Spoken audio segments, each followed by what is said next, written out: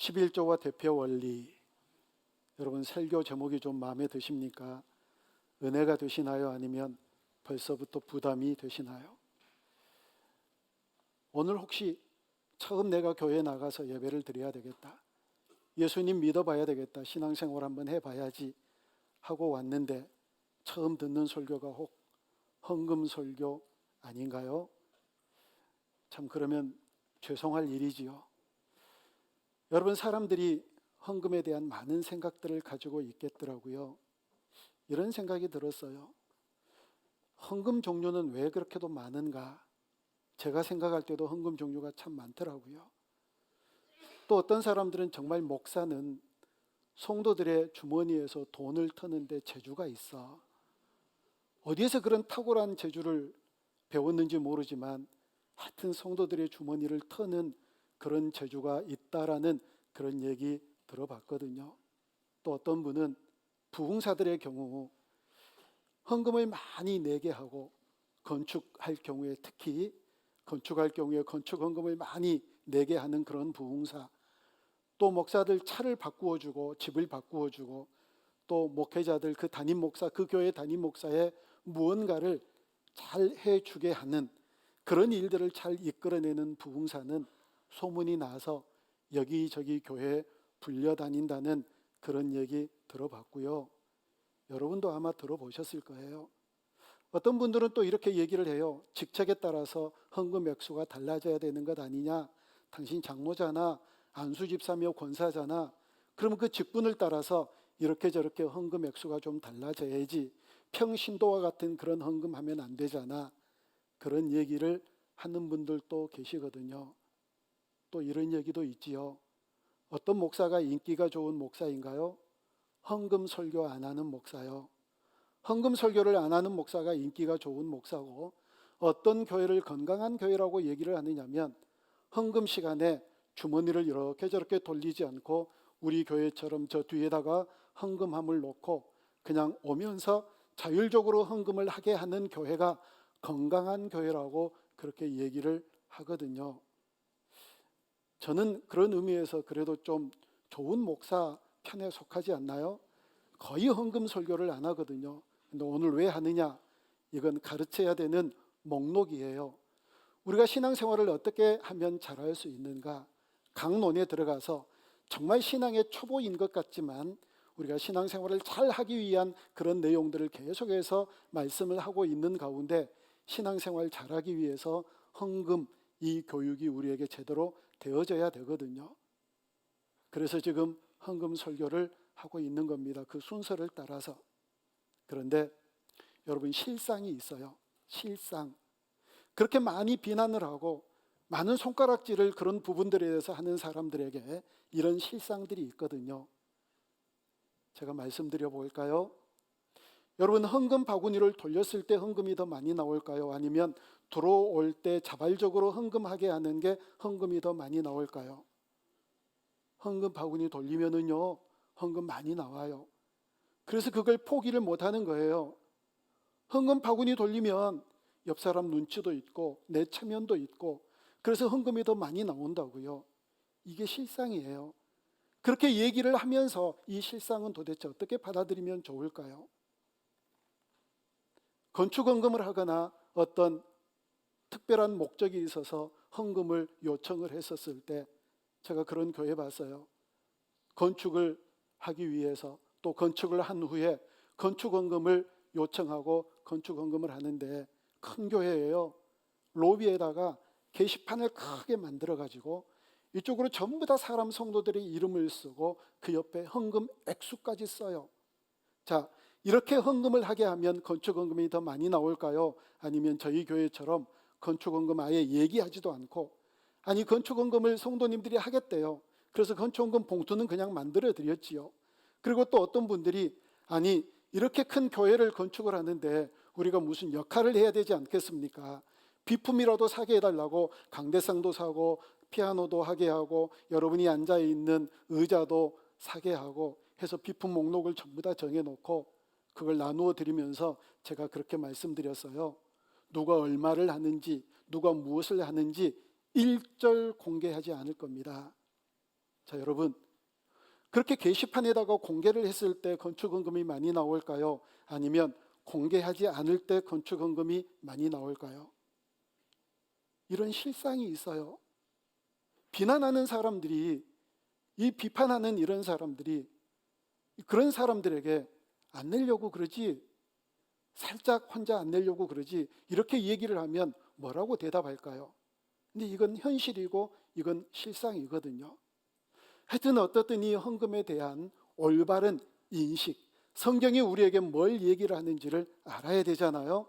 그래서 여러 많은 헌금들 말고 가장 중요하게 논란이 되고 있는 11조에 대해서 함께 나누는 시간을 갖도록 할 거예요. 여러분, 11조에 대한 논란이 굉장히 많아요.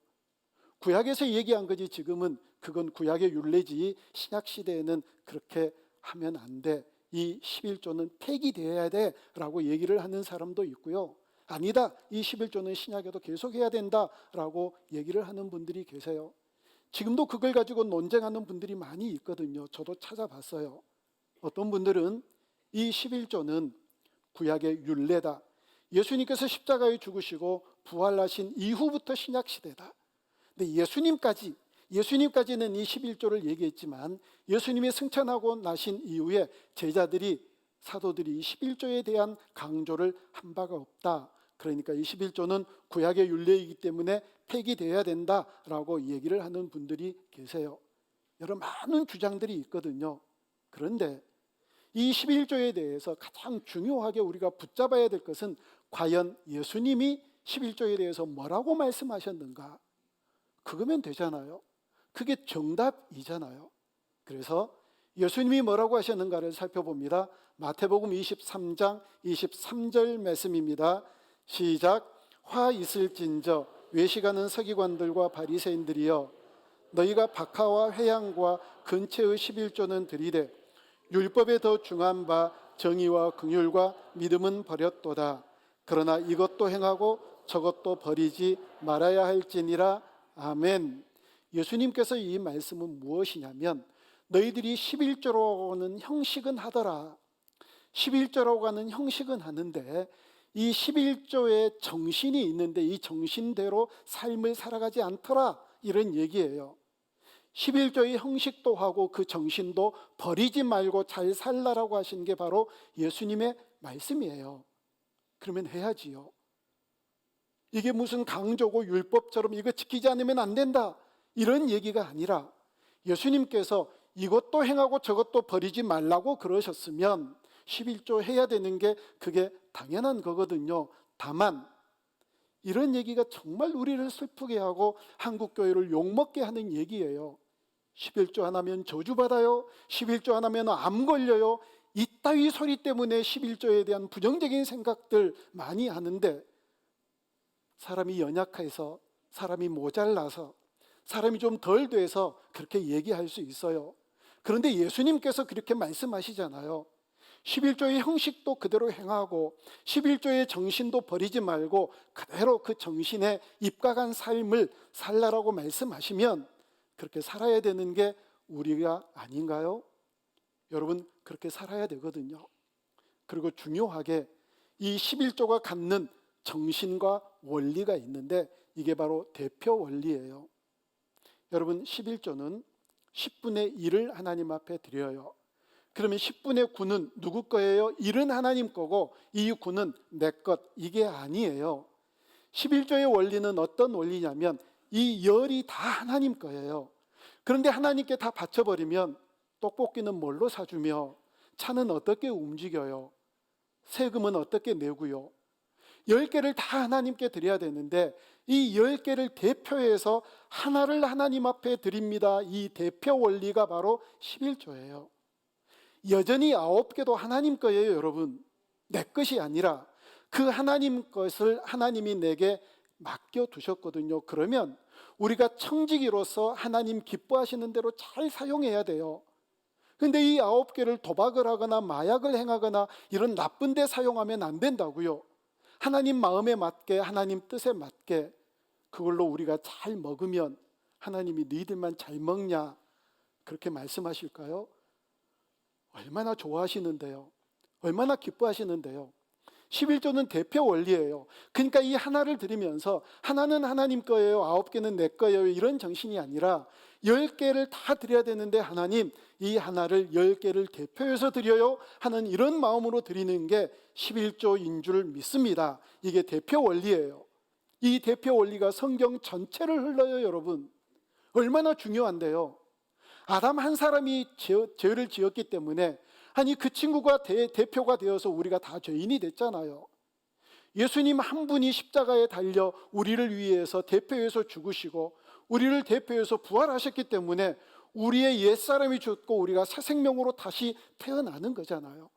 예수님 한 사람이 우리의 대표되었기 때문에 할례도 마찬가지예요. 구약시대에 남자들만 할례를 받고 여자들은 어떻게 언약 백성이 되지요? 남자가 할례를 받으면 그 남자에 속해 있는 다른 여자들도 그 남자가 대표가 되기 때문에 여자도 당연히 자연적으로 언약의 백성이 되는 거예요. 대표 원리가 그래서 중요해요. 여러분, 이 11조는 대표 원리인 줄로 믿습니다. 하나를 드리면서 하나님 이것이 전부입니다, 이것을 대표로 하나님 앞에 드립니다, 그런 마음으로 하나님 앞에 드릴 때 우리의 11조를 하나님께서 기쁘게 받으시고 그렇게 11조를 드리는 주님의 백성들에게 놀라운 복으로 함께 하실 줄 믿습니다. 이게 11조의 원리입니다. 우리 고린도후서 9장 7절 말씀을 같이 읽습니다. 시작. 각각 그 마음에 정한 대로 할 것이요 억지로 하지 말지니 하나님은 즐겨내는 자를 사랑하시느니라. 아멘. 보세요, 그 마음에 정한 대로. 그러나 인색함으로 억지로 하지 말고 마음에 정한 대로 하나님이 주신 감동을 따라 하라고 얘기하잖아요. 여러분, 즐거운 마음으로 헌금해 보신 적이 있으신가요? 다윗이 그렇게 헌금한 적이 있었거든요. 역대상 29장 14절에서 다윗이 어떻게 헌금했는가를 우리에게 말씀해 줘요. 29장 14절 읽습니다. 시작. 나와 내 백성이 무엇이기에 이처럼 즐거운 마음으로 드릴 힘이 있었나이까. 모든 것이 주께로 말미암아 싸우니 우리가 주의 손으로 받은 것으로 주께 드렸을 뿐이니이다. 아멘. 참, 모든 것이 주님께 받았습니다. 그래서 우리 주님께 다시 드립니다. 내가 그래서 주님께 즐거운 마음으로 드립니다 라고 고백하잖아요. 여러분 어떠세요? 헌금을 그렇게 즐거운 마음으로 하시나요? 저는 여러분들이 그렇게 하셨으면 좋겠어요. 인색함으로 억지로 자꾸 주머니에서 내는데 왜 자꾸 5만 원짜리가 나오냐, 1,000원짜리는 어디 갔냐, 계속해서 그렇게 갈등하고 억지로 이렇게 하는 것이 아니라 정말 즐거움으로 하나님 앞에 드리는 그런 복된 심령들이 다 되어줄 수 있기를 주님의 이름으로 축원합니다. 누가복음 21장에 보면 우리가 너무 잘 아는 성경 말씀이 있어요. 예수님께서 이렇게 헌금한 사람들을 가만히 지켜봤더니 가난한 과부가 2렙돈을 헌금을 하더래요. 부자들은 많이 헌금을 했겠지요. 이 모습을 바라보시면서 예수님께서 뭐라고 말씀하셨느냐면 이 2렙돈의 헌금을 하는 이 여인에게 네가 다른 사람보다 많이 했다라고 그렇게 말씀하세요. 예수님은 세상에 그것도 계산도 못 하시나요?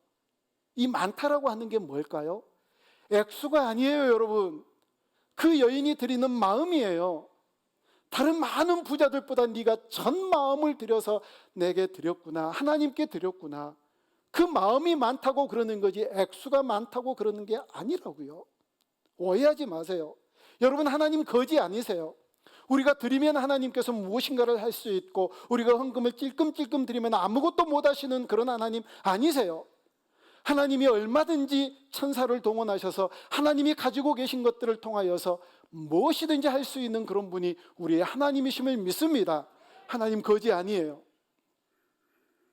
여러분, 그리고 또 오해하지 말 것은 하나님은요, 받기를 원하시는 분이 아니라 주면서 기뻐하시는 분이 바로 하나님이세요.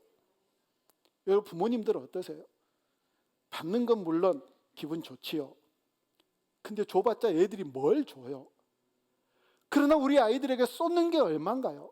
비교할 수 있나요? 비교가 안 되지요. 근데 주면서 기뻐하잖아요.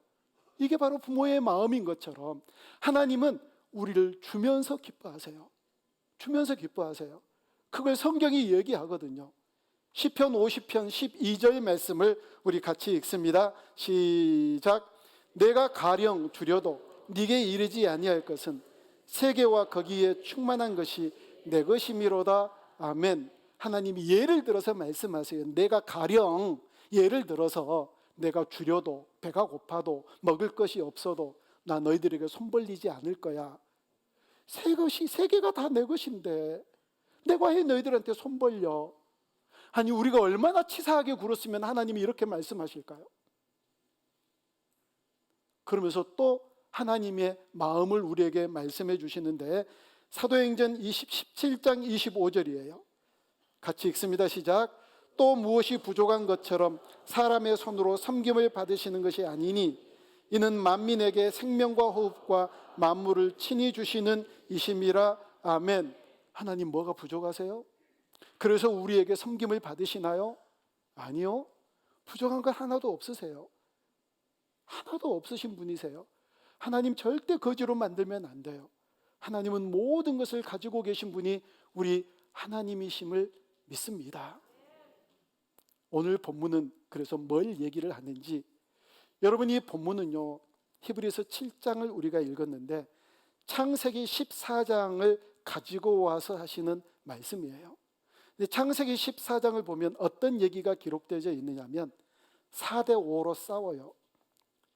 4대5로 4개의 부족국가가 뭉쳤고 5개의 부족국가가 뭉쳤는데, 이 5개의 부족국가 안에 소돔과 고모라가 있어요. 그런데 이 5국가의 부족국가는 이 4개의 부족국가 중에서 그돌라오멜이라고 하는 왕이 있어요. 그돌라오멜이라고 하는 왕이 있는데 이 왕에게 12년 동안 속국처럼 산 거예요. 아니다, 우리도 독립하자 해가지고 5개 나라가 뭉쳐서 연합해서 쿠데타를 일으켜요. 그래서 이 4개의 부족국가와 싸우는데 져요. 바보처럼 5국가나 대놓고. 여기에 뭐가 있다고요? 소돔하고 고모라가 있어서 아브라함의 조카 롯이 포로로 잡혀가요. 이때 아브라함이 318명의 훈련된 사람들을 데리고 이 4개의 부족국가, 생각해 보세요. 5국가도 이기지 못했던 이 4개의 부족국가와 싸워서 그들과 이겨요. 그리고 전부 다 빼앗겼던 모든 재물과 사람들을 다시 데리고 올 때 멜기세덱이라고 하는 제사장이 나와서 이 아브라함을 만나서 대화하는 얘기예요. 이 멜기세덱은 어떤 사람이냐면 예수님의 예표예요.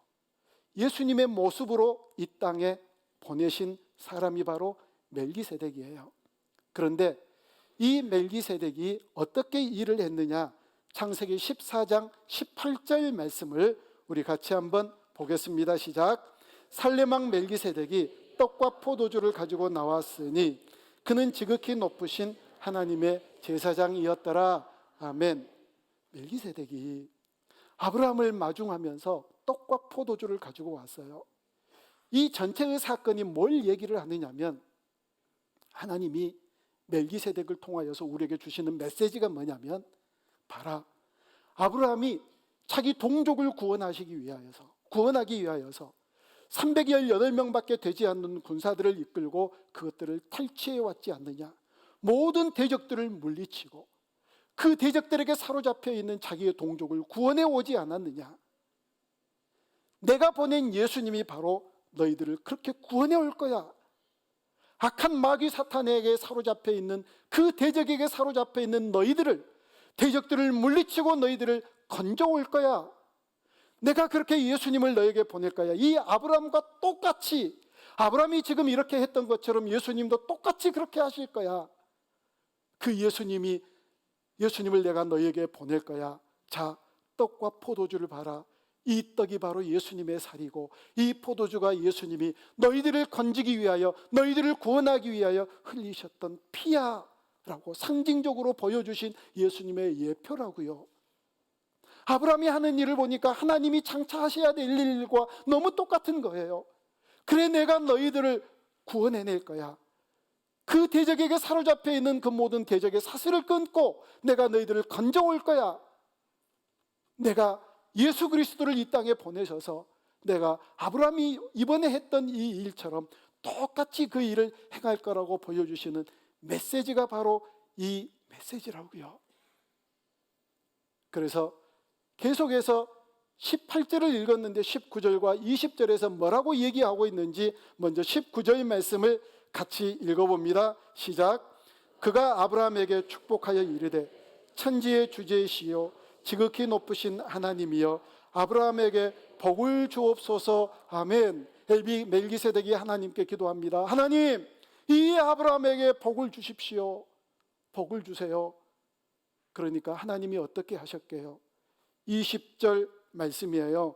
네 대적을 내 손에 붙이신 지극히 높으신 하나님. 누가 하셨어요? 아브라함이 한 게 아니에요. 하나님이 하셨대요. 하나님이 아브라함을 통해서 일하셨어요. 그래서 하나님 앞에 멜기세덱에게 이 아브라함이 11조를 드렸어요. 결론이에요. 여러분, 11조란 뭐냐면 하나님께서 나를 건져주신 것에 대한 감사의 표현이에요. 이게 첫 번째예요. 나 같은 사람들을 위해서 대적에게 사로잡혀 포로로 살아갈 수밖에 없는 그 비참한 운명에 처한 우리를 예수님이 보내셔서 그 몸을 버리시고 피를 흘리심으로 나를 건져주신 것에 대한 은혜에 반응하는 거예요. 그 은혜 때문에. 이게 얼마나 놀라운 은혜인데요. 이게 얼마나 끔찍한 사랑인데요. 영생이에요, 영생. 그 대적에게 사로잡혀 있는 우리들을 건져주시는 그 놀라운 은혜와 사랑에 반응하며 드리는 게 바로 이게 11조, 이게 바로 헌금인 줄로 믿습니다. 또 하나는 계속해서 말씀드렸잖아요. 이게 내게 주어지기 이전부터 하나님의 것이었어요. 하나님께서 내게 주셨는데 그 내 것이 된 이것, 그러나 하나님의 것임을 인정하는 신앙 고백이 바로 11조고 헌금이에요. 다른 것 아니에요. 예, 주님, 내 수중에 올 때부터, 내 통장에 뭐가 찍힐 때부터, 내 주머니 속에 있기 전부터 이 모든 것이 하나님의 것임을 인정합니다. 이 신앙 고백으로 11조를 드리고 헌금을 하는 게 이게 헌금의 11조의 원리고 정신이거든요. 하나님 거지 아니세요? 우리가 무엇을 드려서가 아니라 하나님은 얼마든지 그 능력으로 무엇이든지 하실 수 있는 분이시지만 하나님은 늘 그 사랑하는 자녀들과 백성들을 통하여서 일하시기를 기뻐하시거든요. 그래서 말씀하세요. 내가 너희를 위하여 어떻게 내 아들을 버렸는지 아느냐, 보내주었는지 아느냐.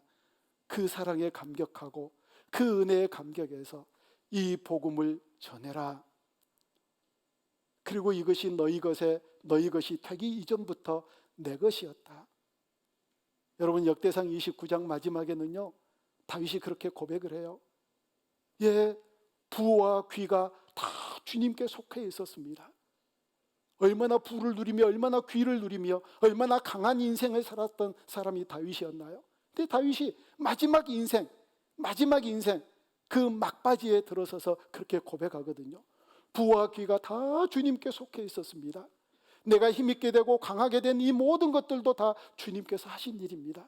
예, 주님께 찬송을 올려드립니다. 이것이 바로 헌금이고 이것이 바로 11조이거든요. 여러분, 이 헌금 감사함으로 은혜에 반응하며 드리실 수 있기를 주님의 이름으로 축복합니다. 이 11조를 드릴 때 다른 것이 아니라, 예, 맞습니다. 이것이 바로 주님의 것입니다. 그래서 주님께 올려드립니다. 그 신앙 고백으로 하나님 앞에 드리는 복된 인생 살아가실 수 있기를 주님의 이름으로 축원합니다. 그러는 자들에게 분명히 말씀하세요. 내가 너희들에게 복을 주겠다. 그 복을 마음껏 누리며 살아가는 귀하신 주님의 자녀들이 되어줄 수 있기를 주님의 이름으로 축복합니다.